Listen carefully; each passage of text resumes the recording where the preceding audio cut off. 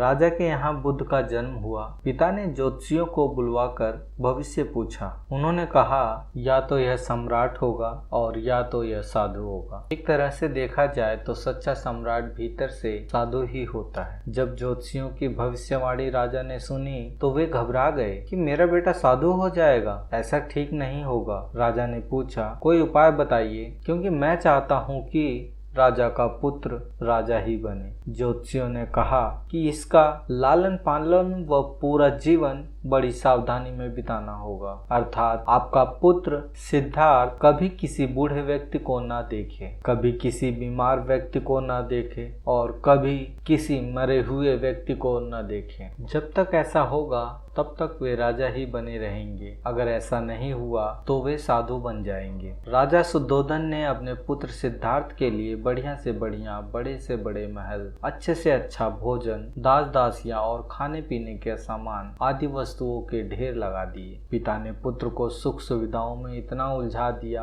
कि उन्हें बाहर का संसार याद ही नहीं आया। शुद्धोधन ने समझ लिया कि अब इतने सुखों के आगे साधु बनने का प्रश्न ही उपस्थित नहीं होता। वे निश्चित हो गए। राजा शुद्धोधन ने बिल्कुल पक्की व्यवस्था कर रखी थी कि उनका पुत्र सिद्धार्थ जीवन में कभी भी वृद्ध, बीमार और मृतक व्यक्ति को देख न सके, क्योंकि वे अपने पुत्र को खोना नहीं चाहते थे। सिद्धार्थ का जीवन ऐश्वर्य और सुख सुविधाओं में बीत रहा था। उनके जवान होने पर एक सुंदर कन्या सुभद्रा से विवाह हो गया। विवाह हो जाने पर शुद्धोधन की आधी चिंता मिट गई। अब तो शादी हो गई, अब कहाँ जाएगा?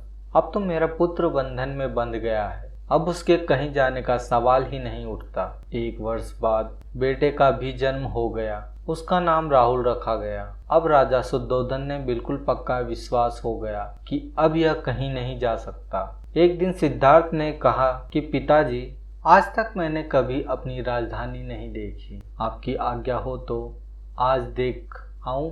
राजा ने कहा हाँ हाँ, अवश्य जाओ, अपना शहर देख कर आओ। एक सारथी को भी साथ में भेजा गया कि जाओ राजकुमार को राजधानी घुमा फिरा लाओ। फिर भी राजा ने चाक चौबंद इंतजाम कर रखा था कि कहीं चूक न हो जाए। सिद्धार्थ के लिए राजधानी के प्रमुख मार्ग खूब सजाए गए थे, पर घूमते घूमते सिद्धार्थ ने थोड़ा उल्टा मार्ग ले लिया। वे उस मार्ग से गुजरने लगे जहां पर तैयारी नहीं थी, और आज उनको बहुत आश्चर्य हुआ जब पहली बार उन्होंने एक बूढ़े आदमी को देखा। कमर झुकी हुई, पूरी चमड़ी में झुर्रियां पड़ी थी, पर परेशानी और दुख से बेहाल था। उसकी चाल बहुत धीमी थी। बूढ़े की झुकी हुई कमर को देखकर सिद्धार्थ को एक झटका लगा और सारथी से उन्होंने पूछा, क्या एक दिन मैं भी बूढ़ा हो जाऊंगा? सारथी ने कहा, हाँ राजकुमार, हर व्यक्ति के जीवन में 3 अवस्थाएं आती हैं, बचपन, जवानी और बुढ़ापा। एक दिन तुम भी बुढ़ापे की अवस्था में जाओगे।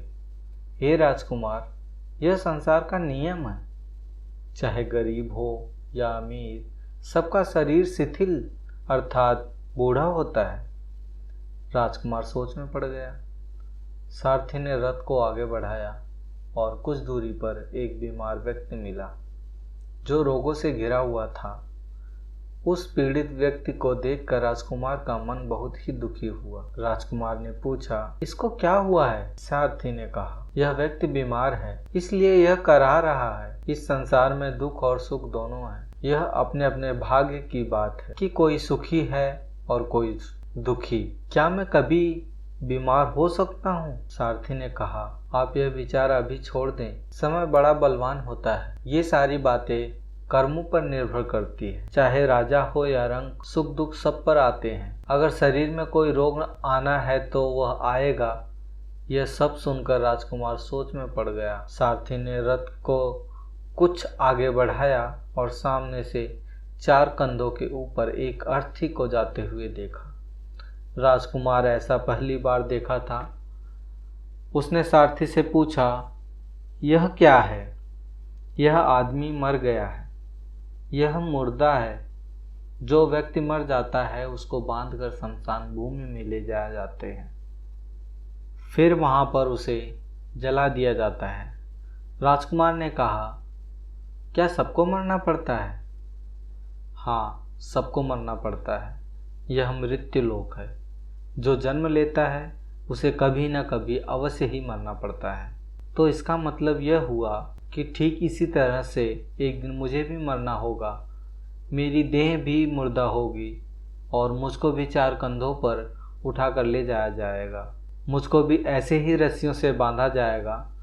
मेरे भी आगे पीछे घर के सदस्य रोएंगे, तड़पेंगे और जिस संसार को मैंने इकट्ठा किया है वह सारा का सारा मुझसे छूट जाएगा। इसका मतलब यह हुआ कि एक दिन मैं भी मर जाऊंगा। क्या एक दिन यशोधरा भी मर जाएगी? क्या एक दिन मेरा राहुल भी मर जाएगा? सारथी ने कहा, हाँ राजकुमार, एक दिन मैं भी मरूंगा, आप भी मरेंगे, यशोधरा भी मरेंगी और राहुल भी मरेगा, क्योंकि यह सब मरने के लिए ही पैदा होते हैं। उस रात सिद्धार्थ सो न सके। सोचने लगे कि क्या संसार में इतना दुख है, रोग है, बुढ़ापा है और ऐसे में मैं खा पी कर कैसे जी सकता हूँ? नहीं नहीं, ऐसा मुझसे नहीं हो सकता है। मुझे खोजना होगा उस तत्व को जो दुख, पीड़ा और शोक से रहित हो, जो भय, भ्रम और भूल से परे हो, जो अनंत आनंद से भरा हो, जिसे पाकर फिर और कुछ पाने की इच्छा ना हो। सिद्धार्थ वैराग्य के शिखर पर पहुंच चुके थे। बस उसी रात को उन्होंने घर छोड़ दिया। सारथी से कहा कि नगर की सीमा से दूर ले चलो। नगर के बाहर पहुंचकर सारथी को लौटा दिया। फिर कई दिनों तक वन में चलते गए। एक घने पीपल के वृक्ष के नीचे आसन लगाकर ध्यान में लीन हो गए। तो इस प्रकार